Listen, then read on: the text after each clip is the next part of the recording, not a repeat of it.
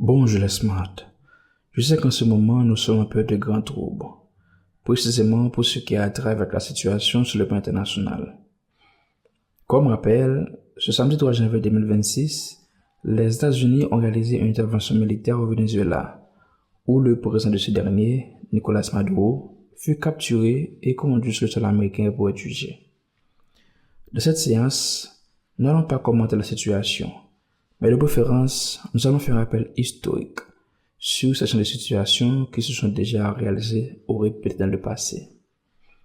En effet, le 2 décembre 1923, le président américain de l'époque, James Monroe, a fait un discours devant le Congrès américain dans lequel fut issue cette célèbre phrase « L'Amérique aux Américains ». Et depuis, le pays à la bannière étoilée s'est comporté comme le maître du continent, mais plus encore comme le maître du monde, où il fait des ingérences sans précédent dans les affaires des autres pays, et où il renverse comme bon leur semble tout dirigeant de pays dont le profil ne leur correspond pas. Dans cette vidéo, j'ai sélectionné plus de 10 événements historiques où les États-Unis se sont ouvertement impliqués dans la destitution, le renversement ou la capture de dirigeants de plusieurs autres pays. Commençons avec le Mexique. En 1963, le Mexique fut dirigé par l'archiduc autrichien Habsbourg Maximilien comme empereur du pays avec le soutien de la France. Une situation très mal vue par les États-Unis d'Amérique qui venaient d'à peine de prononcer le nom de Monroe. Résident en pleine guerre de sécession, le gouvernement américain ne peut intervenir. Cependant, une fois la guerre de sécession prit fin, les États-Unis privés de la partie aux côtés de Benito Juárez, qui était un des Mexicains opposants et qui combattait Maximilien. Les généraux américains tels Ulysses Grant et Philip Henry Sheridan apportaient des soutiens à Juárez le long de la frontière entre le Texas et le Mexique en leur fournissant des armes, des munitions, ainsi que des volontaires et environ 30 millions de dollars américains. Et en 1967, Maximilien fut capturé par les troupes de Benito Juárez et Maximilien fut exécuté. Cette implication et soutien des États-Unis dans le renversement de l'empereur fut motivée par l'application de la doctrine de Monroe, qui s'oppose farouchement aux interventions européennes sur le continent américain. Le royaume d'Hawaï, 1893, reine Liliuokalani. En 1891, Liliuokalani est devenue reine et première femme à régner sur le royaume d'Hawaï qui était indépendant. À cette époque, Hawaï avait une industrie sucrière florissante, mais largement dominée par les entrepreneurs étrangers, principalement américains. Quelques années avant, le prédécesseur de la reine, son frère, le roi Kalakaua, avait été contraint de signer une constitution dénommée Constitution de la Baronnette, qui donnait beaucoup d'avantages aux entrepreneurs étrangers, ainsi que les traités de réciprocité par lesquels Kalakaua avait accordé les privilèges commerciaux aux États-Unis, ainsi que le contrôle depuis là-bas. À l'entente de la reine, elle voulait changer de constitution. Alors, soutenu par le ministre américain John Stevens et un collégien de Marines débarqué à Honolulu, sous prétexte de protéger les intérêts des investisseurs américains, un groupe d'hommes d'affaires américains et européens organisa un coup d'État et destitua la reine en janvier 1993. En juin 1998, les États-Unis annexaient Hawaï, avec excuse de la nécessité d'établir une présence militaire dans le Pacifique durant la guerre hispano-américaine. Nicaragua, 1909-1910, Zelaya. En 1993, le dirigeant libéral José Zelaya accéda à la présidence du Nicaragua et Zelaya avait le soutien des États-Unis au début. Par ce temps, des entreprises américaines exploitaient la culture de la banane au Nicaragua sur la côte des Mosquitos et une autre compagnie américaine, la Luz y Los Angeles Mining Company, exploitait également des gisements d'or à Cuyuna. Après sa montée, Zelaya promulgua des décrets de réintégration de la côte Mosquitos et imposa des taxes à l'entreprise exploratrice de l'or. Mais en août, Zelaya intervint en Honduras et au Salvador en 1907, motivé par la volonté de créer une fédération d'États centra-américains à dominance libérale. De plus, Zelaya aurait entamé des négociations avec le gouvernement allemand et japonais en vue de la construction d'un canal interocéanique, contestant ainsi le monopole du canal de Panama, alors en construction et contrôlé par les États-Unis. Dès 1909, les États-Unis ont radicalement changé de position à son égard, le considérant désormais comme une menace pour leurs intérêts et la stabilité régionale. D'abord, les États-Unis soutiennent l'homme politique Juan José Estrada par le biais du consulat américain sur la côte Mosquitos, Thomas Moffat, qui encouragea Estrada à se révolter contre Zelaya et l'informa qu'il pouvait compter sur le soutien du gouvernement américain en cas de besoin. Ce dernier s'autoproclama président par intérim du Nicaragua le 10 octobre 1909 et il lance des attaques contre Zelaya avec des forces militaires comprenant des mercenaires américains. Dans une contre-offensive, Zelaya entraîna l'arrestation et l'exécution de deux ressortissants américains, Leroy Cannon et Leonard Gross. Sans perdre de temps, des navires de guerre américains, USS Paducah et USS Dubourg, avaient déjà reçu l'ordre de se rendre à Bluefield, sur la côte Mosquitos, où les troupes débarquaient. Fin décembre, Zelaya a démissionné et est parti en exil pour le Mexique. Le Mexique, 1913, Francisco Madero. En 1911, Francisco Madero, un riche propriétaire, accéda à la présidence du Mexique après qu'un mouvement révolutionnaire contraignit finalement l'ex-président dictateur Porfirio Díaz à l'exil. Et Madero commençait à mener des réformes sociales, comme la réduction des terres aux paysans.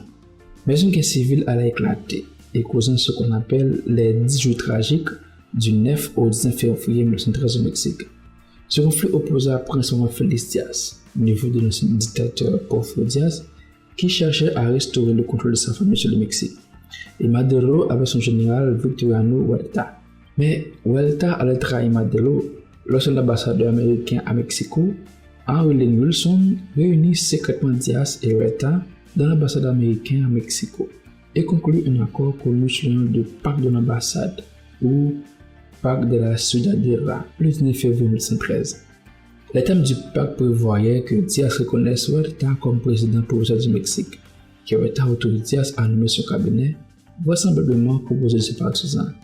Il convient également qu'au lieu d'organiser des élections rapides, il les reporterait et que Huerta soutiendrait la candidature de Díaz. Alors, Madero et son vice-président Pino Suárez furent arrêtés et le 22 février 1913, il fut assassiné. Wilson s'opposait depuis longtemps à la présidence de Francisco Madero, qu'il considérait comme une menace pour les intérêts commerciaux américains au Mexique. Et il était convaincu que les réformes progressistes de Madero, notamment ses efforts de redistribution des terres et de rémunération des travailleurs, déstabiliseraient le pays et nuiraient aux investissements américains. Iran, 1953, le premier ministre Mossadegh. Depuis la Seconde Guerre mondiale, la Grande-Bretagne s'était implantée en Iran afin d'empêcher que le pétrole richement présent dans ce pays ne tombe aux mains des Allemands. Après la guerre, le Royaume-Uni a conservé un contrôle effectif sur le pétrole iranien grâce à la création de l'Anglo-Iranian Oil Company, une entreprise d'exploitation du pétrole dont la grande part des revenus fut allée directement dans les caisses britanniques et seule une miette fut allouée à l'Iran. Cette situation changea brutalement en 1951 lorsque le Parlement iranien, dirigé par le gouvernement nationaliste et démocratiquement élu de Mohammad Mossadegh, décida de nationaliser l'industrie pétrolière du pays. Voyant ses intérêts ainsi menacés, le Royaume-Uni lança une campagne secrète pour affaiblir et déstabiliser Mossadegh, mais ce fut sans succès.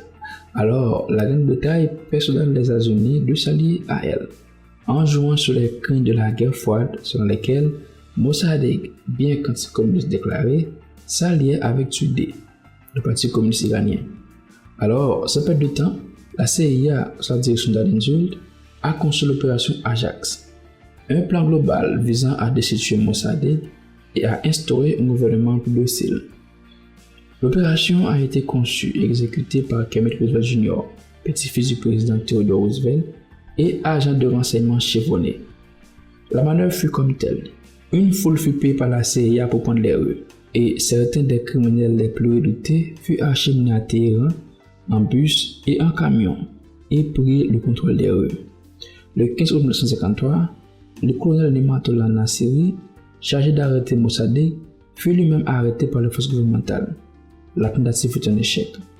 Mais le 19 août 1953, lorsque les unités militaires commandées par le général Fazol al-Zahedi, appuyées par les foules organisées par les soldats de la CIA, submergèrent les forces gouvernementales et prirent le contrôle des points stratégiques à travers Téhéran. L'opération fut un succès.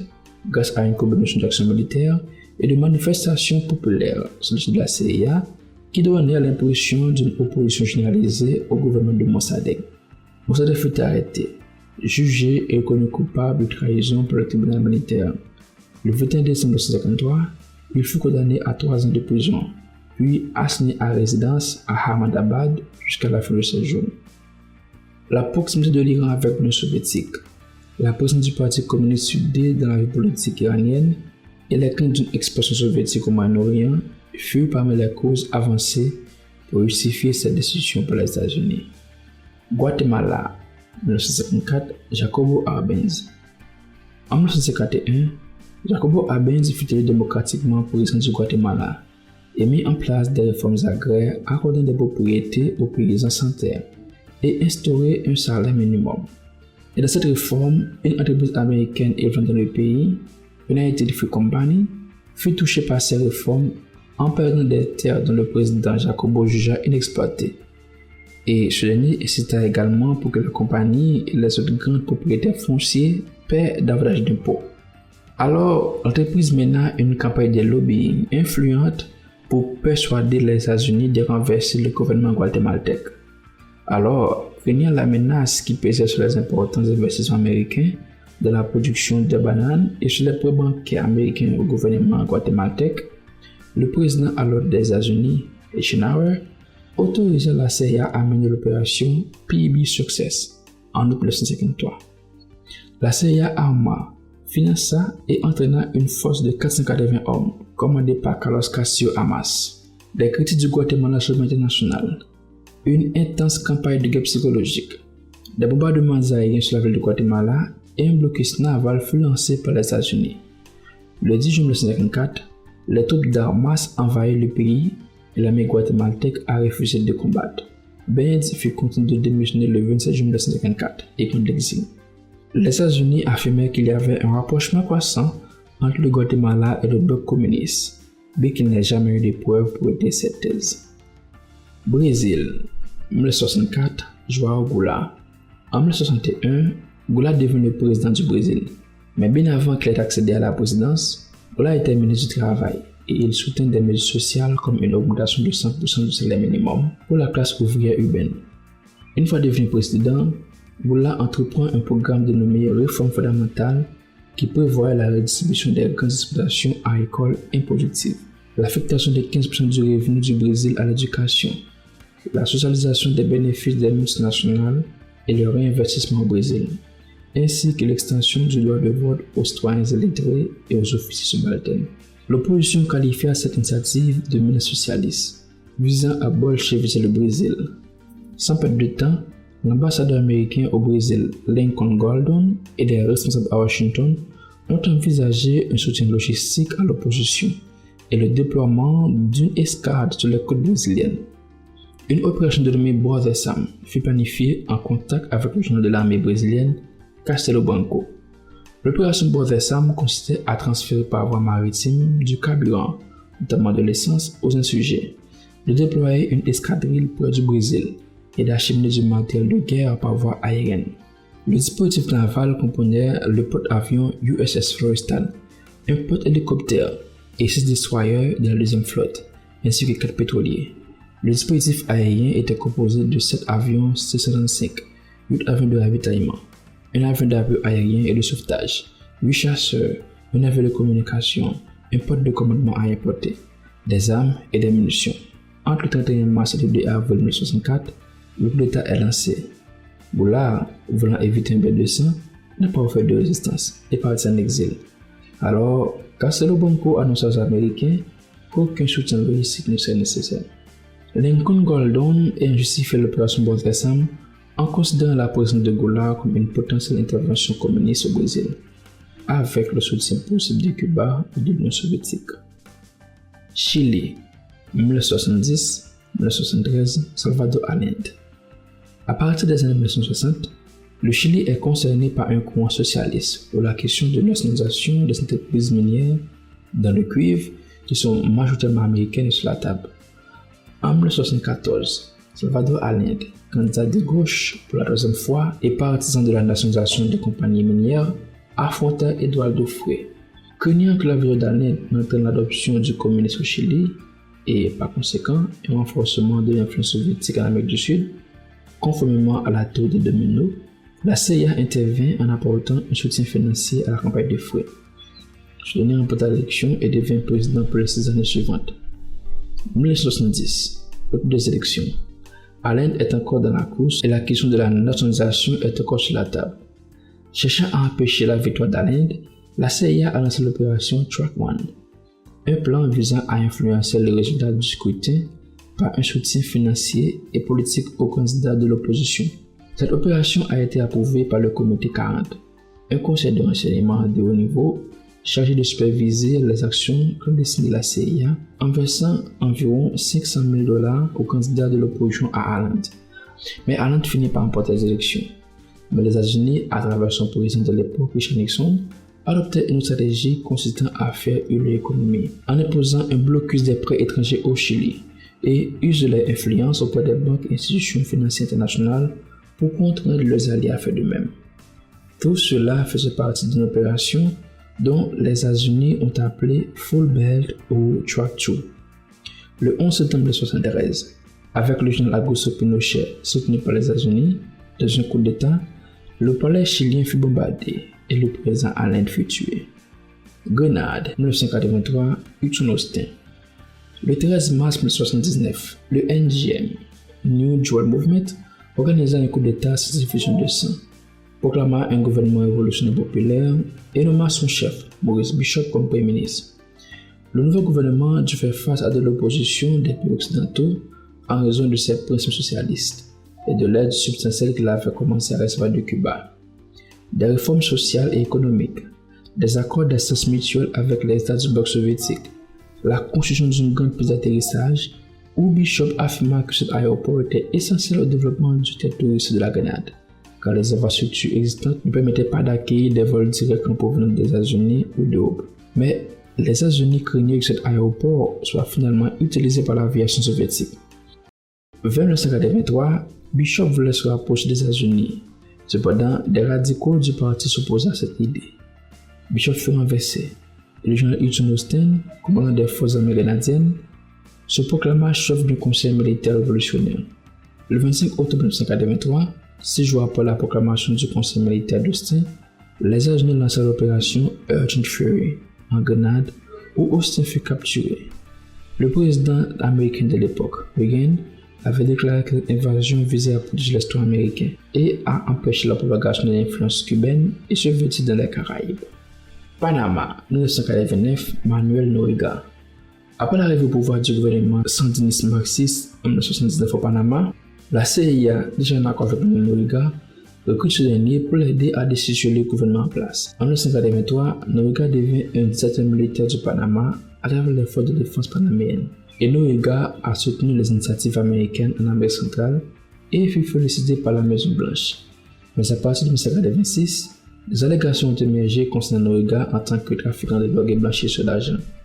Plus choquant encore, il a été révélé que Noriega avait agi comme agent double pour les services de renseignement cubains et les sandinistes. Le gouvernement américain a désavoué Noriega et en 1988, il a été inculpé par des grands jurys fédéraux à Tampa et à Miami pour trafic de drogue et blanchiment d'argent. Et les choses allaient s'empirer en 1989 lorsqu'un marine américain hors service fut abattu à un barrage routier des forces de défense du peuple. Et dans les mains, le président Bush, le père, autorisa l'opération Just Cause, l'invasion américaine du Panama visant à renverser Noriega. Le 20 décembre, 9000 soldats américains rejoignirent les 12 militaires américains déjà présents au Panama. Le 24 décembre, les États-Unis contrôlent la majeure partie du pays. Le 3 janvier, Noriega fut arrêté par des agents de la DIA et transporté vers les États-Unis. Irak, 2003, Saddam Hussein. Le 6 juin 1979, Saddam Hussein, qui était vice-président de l'Irak, devint officiellement président du pays. Au début, Saddam recevait le soutien et l'aide des États-Unis. Par exemple, lors de la guerre de l'Irak contre l'Iran, Saddam a reçu des soutiens militaires en armes et en renseignement, ainsi que de l'aide d'environ $4 millions en aide à l'école des États-Unis. Mais les choses ont tourné mal lorsque l'Irak a envahi le Koweït, connaissant une instabilité sur le marché du pétrole et aussi le Royaume-Uni qui tire beaucoup d'avantages de l'industrie pétrolière du Koweït, une coalition des États-Unis et du Royaume-Uni et d'autres pays a conduit à la guerre du Golfe entre la coalition contre l'Irak. Mais c'est en 2003 que les États-Unis ont conduit une coalition contre l'Irak dont l'objectif était de renverser Saddam Hussein. La cause avancée était que Saddam Hussein a commis des crimes contre l'humanité, qu'il développait des armes de destruction massive dont chimiques et qu'il finançait les terroristes. Il faut savoir que les États-Unis venaient à peine de subir les événements du 11 septembre 2001. Le 20 mars 2003, les États-Unis dirigent une coalition et lancent l'opération Liberté irakienne contre l'Irak, et qui a conduit à la capture de Saddam Hussein le 13 décembre de la même année. Il fut pendu le 30 décembre. Malheureusement, aucune arme de destruction massive n'a jamais été retrouvée. Voilà, c'est les différents faits historiques où les États-Unis se sont ouvertement impliqués dans le renversement ou la capture de dirigeants de pays pour des raisons diverses qui témoignent de leur impérialisme et de leur ingérence flagrante. J'espère que la vidéo vous a été utile et vous a appris quelque chose. Dites-nous en commentaire laquelle des interventions vous a marqué le plus. En tout temps, on se donne rendez-vous à la prochaine. Prenez soin de vous.